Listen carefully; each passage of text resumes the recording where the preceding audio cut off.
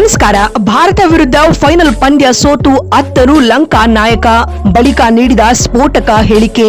ವೈಭವ್ ಸೂರ್ಯವಂಶಿ ಕುರಿತು ಹೇಳಿದ್ದನ್ನ ಕೇಳಿದರೆ ನೀವು ಕೂಡ ಶಾಕ್ ಆಗ್ತೀರಾ. ಹಾಗಾದ್ರೆ ಸುದ್ದಿಯ ಕಂಪ್ಲೀಟ್ ಮಾಹಿತಿ ಏನೆನ್ನುವುದನ್ನ ಈ ವಿಡಿಯೋದಲ್ಲಿ ತಿಳಿಸ್ಕೊಡ್ತಾ ಹೋಗ್ತೀನಿ, ಆದ್ದರಿಂದ ಕೊನೆವರೆಗೂ ನೋಡಿ. ಆದ್ರೆ ಅದಕ್ಕಿಂತ ಮುನ್ನ ನಿಮ್ಗೆ ಏನನ್ಸುತ್ತೆ, ವೈಭವ್ ಸೂರ್ಯವಂಶಿ ಟೀಮ್ ಇಂಡಿಯಾ ತಂಡದ ಪರ ಡೆಬ್ಯೂ ಮಾಡಬೇಕು ಅಥವಾ ಬೇಡವೋ ಅನ್ನೋದನ್ನ ಯಸ್ ಅಥವಾ ನೋ ಎಂದು ಕಾಮೆಂಟ್ ಮಾಡುವ ಮೂಲಕ ತಪ್ಪದೆ ತಿಳಿಸಿ. ಹೌದು, ನಿಮ್ಗೆಲ್ಲ ಗೊತ್ತಿರುವಂತೆ ಕಳೆದೊಂದು ವಾರದಿಂದ ಭಾರತ, ಅಫ್ಘಾನಿಸ್ತಾನ್ ಹಾಗೂ ಶ್ರೀಲಂಕಾ ನಡುವೆ ಟ್ರೈ ನೇಷನ್ ಸೀರೀಸ್ ನಡೀತಾ ಇದೆ. ಈ ಸರಣಿಯ ಫೈನಲ್ ಪಂದ್ಯದಲ್ಲಿ ಭಾರತ ಹಾಗೂ ಲಂಕಾ ತಂಡಗಳು ಮುಖಾಮುಖಿಯಾಗಿದ್ವು. ಲಂಕಾದಲ್ಲಿ ನಡೆದ ಈ ಫೈನಲ್ ಪಂದ್ಯದಲ್ಲಿ ಟೀಮ್ ಇಂಡಿಯಾ 66 ರನ್ಗಳ ಭರ್ಜರಿ ಗೆಲುವು ದಾಖಲಿಸುವ ಮೂಲಕ ಟ್ರೈ ನೇಷನ್ ಸೀರೀಸ್ನ ಫೈನಲ್ ಪಂದ್ಯದಲ್ಲಿ ಟೀಮ್ ಇಂಡಿಯಾ ಭಾರಿ ವಿಕ್ಟರಿ ಪಡೆದುಕೊಂಡಿದೆ. ಇದಕ್ಕೂ ಮುನ್ನ ಭಾರತ ಹಾಗೂ ಶ್ರೀಲಂಕಾ ನಡುವಿನ ಫೈನಲ್ ಪಂದ್ಯ ಭಾರಿ ಹೈಪ್ ಕ್ರಿಯೇಟ್ ಮಾಡಿತ್ತು.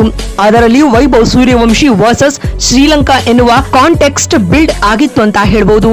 ಯಾಕಂದ್ರೆ ನಿಮ್ಗೆ ನೆನಪಿರಬಹುದು, ಲಾಸ್ಟ್ ಟೈಮ್ ಈ ಎರಡೂ ತಂಡಗಳು ಮುಖಾಮುಖಿಯಾಗಿದ್ದಾಗ ವೈಭವ್ ಸೂರ್ಯವಂಶಿ ಹಾಗೂ ಶ್ರೀಲಂಕನ್ ಆಟಗಾರರ ಮಧ್ಯೆ ಭಾರಿ ಜಗಳ ಉಂಟಾಗಿತ್ತು.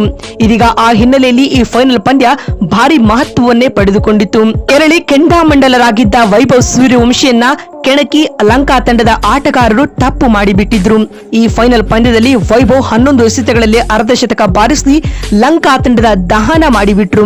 ಅಂತಿಮವಾಗಿ ಸೂರ್ಯವಂಶಿ 29 ಎಸೆತಗಳಿಂದ 94 ರನ್ ಸಿಡಿಸುವ ಮೂಲಕ ಭಾರತದ ಗೆಲುವಿನ ರೂವಾರಿ ಎನಿಸಿಕೊಳ್ಳುತ್ತಾರೆ. ಇದರೊಂದಿಗೆ ಟೀಮ್ ಇಂಡಿಯಾ 50 ಓವರ್ಗಳಲ್ಲಿ 9 ವಿಕೆಟ್ ನಷ್ಟಕ್ಕೆ 377 ರನ್ ಕಲೆ ಹಾಕಿತ್ತು. ವೈಭವ್ರನ್ನ ಬಿಟ್ಟರೆ ತಿಲಕ್ ವರ್ಮಾ ಅರ್ಧಶತಕ ಸಿಡಿಸಿದರು. ಈ ಗುರಿಯನ್ನ ಬೆನ್ನಟ್ಟಿದಂತ ಶ್ರೀಲಂಕಾ ಎ ಟೀಮ್ 311 ರನ್ಗಳಿಗೆ ಆಲ್ ಔಟ್ ಆಗಿತ್ತು. ಈ ಮುಖೇನವಾಗಿ ಟೀಮ್ ಇಂಡಿಯಾ ಇಂದಿನ ಪಂದ್ಯದಲ್ಲಿ 66 ರನ್ಗಳ ಜಯಬೇರಿ ಬಾರಿಸಿತ್ತು. ಇನ್ನೀಗ ಭಾರತ ವಿರುದ್ಧ ಟ್ರೈ ನೇಷನ್ ಸೀರೀಸ್ನ ಫೈನಲ್ ಪಂದ್ಯ ಶ್ರೀಲಂಕಾ ಸೋತ ಬಳಿಕ ಮಾತನಾಡಿದ ಲಂಕಾ ತಂಡದ ನಾಯಕ ಸಹನ್ ಅರಾಚಿಕೆರವರು ಈ ರೀತಿಯಾಗಿ ಹೇಳಿದ್ದಾರೆ. ಮೊದಲನೇದಾಗಿ ಭಾರತ ಎ ತಂಡಕ್ಕೆ ಅಭಿನಂದನೆಗಳು. ವಿಶೇಷವಾಗಿ ಅವರ ಓಪನರ್ ವೈಭವ್ ಸೂರ್ಯವಂಶಿ ಆಡಿದ ರೀತಿ ಅದ್ಭುತವಾಗಿತ್ತು. ಕೇವಲ 15 ವರ್ಷದ ಹುಡುಗ 11 ಎಸೆತಗಳಲ್ಲಿ ಅರ್ಧಶತಕ ಬಾರಿಸಿ 29 ಎಸೆತಗಳಲ್ಲಿ 94 ರನ್ ಗಳಿಸಿದ್ದು ಪಂದ್ಯದ ದಿಕ್ಕನ್ನೇ ಬದಲಿಸಿತು.